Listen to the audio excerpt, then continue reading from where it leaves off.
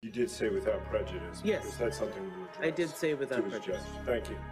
YNW Melly may have been down bad for a while now, but surprisingly enough, he's somehow managed to stay in good spirits, but the odds really aren't looking too good for him, to be honest. And for good reason. While of course the dude is innocent until proven guilty, it's just to imagine any outcome here ending up in his favor. The trial keeps getting pushed back, and to be honest, that makes sense in this case. Specifically, on April 20th, the judge pushed Melly's trial back for at least a week so that they could make sure to select a completely impartial jury. Aside from that, they need more time to work through all their pre-trial documents and to make sure that everything was in place for the trial to go smoothly. Of course, in such a high-profile national case, it can be extremely difficult for the court system to actually pick a group of jurors. First off, at this point, anyone with their thumb on the pulse of hip-hop probably knows about the case and has already made up their mind about what went down one way or another. That's in addition to all of the normal hoops and hurdles the court system has to make its way through to find a jury in any case. There's also the extra layer of this being a death penalty case, and that only puts more pressure on everyone to make sure that they know what they're doing here. Now, what actually went down that night? It's really difficult to say. There's the story that Melly puts it, and then there's the narrative that has been floating around everywhere else. There's also the truth, and only a few people are privy to that. The only people who actually know are Melly, Juvie, Sack Chaser, and Bortland. There's also a witness who was likely involved for at least part of the night, but weirdly enough, the authorities have already found some inconsistencies in his story, so it's likely that he was outright lying. Here's the story as Melly put it. First of all, everyone's chilling at the studio late one October night in Florida. Melly, Bortland, Sack Chaser, and Juvie all left the studio and were presumably on the way home. At that point, an unidentified vehicle showed up and started popping off into the SUV they were riding in. Sack Chaser and Juvie both received critical injuries, while Melly and Bortland were almost entirely unharmed. At that point, Bortland drove Juvie and Sack Chaser over to the nearby hospital and hung out with them through the night until they both passed away from their injuries. A little while after all this went down, the following January, Melly decided that he was going to turn himself into the police. He made a post on Instagram and said the following: "To all my fans and supporters, no, I did not get locked up in Washington, but I'm turning myself in today. I want you guys to know I love you and appreciate every single one of y'all. A couple of months ago, I lost two of my brothers by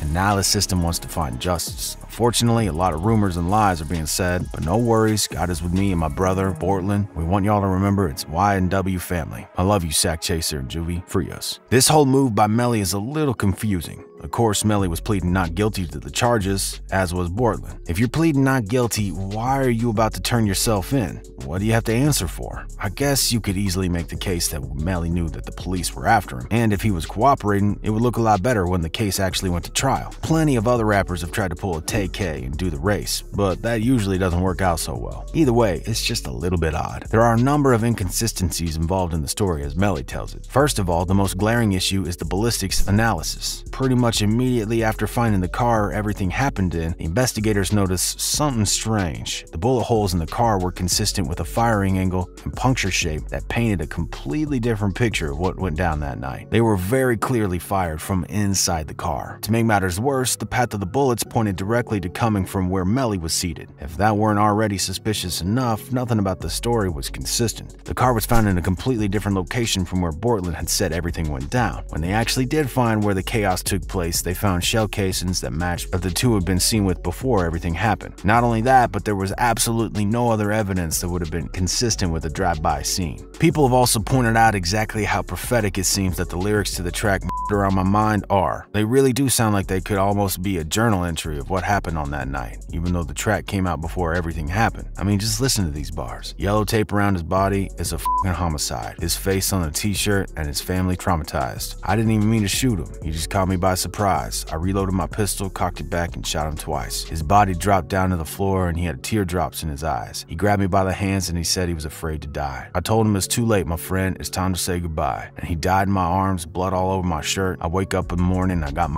on my mind. While for right now this is the only actual case that's being brought to trial, both Melly and Bortland are being investigated for another case that could carry a death sentence. In 2017, a deputy was taken out in Guilford, Florida. Apparently he had been hanging out in his car while off duty. Somebody decided to throw a bottle at his car, and as a result he started popping off into the crowd the bottle was thrown from. At this point, it's not actually known whether or not Bortland and Melly were involved, but they're definitely spotted in the crowd. It's too early to say what'll come of that case, but we definitely haven't heard the last of it. Regardless, regardless of what comes of Melly and Bortland's current case, it's really likely that they'll have to answer for the deputy down the line. Weirdly enough, Melly isn't letting the stakes of his trial get him down. First of all, there's the fact that he was featured on a recent Fredo Banks single. It doesn't really sound like a jailhouse recording, so it's likely that Melly had recorded the verse on an earlier date. While this kind of thing happens, it's just weird to know that Melly is still appearing on records, even while he's in the circumstances he's in. He also recently made a post to Instagram somehow, even though he's not supposed to have a phone while in jail. Maybe he had some sort of access when he was moved, or maybe given the nature of his case, they allowed it. Either way, he did give his fans a little something just so that everyone know he was doing okay. For the time being, all I was able to post was a little blurb next to the photo of himself smiling in court, in his orange jumpsuit and all. And she said, "It's about time y'all can uncross your peanut emoji." I don't know, I guess it's supposed to be a finger. I'll be home this year. I gotta be honest here, folks, while I'm rooting for Melly as much as anyone else, I think it's pretty hard to think that he's getting off in this one. It's even more difficult to imagine that the dude is gonna be home this year.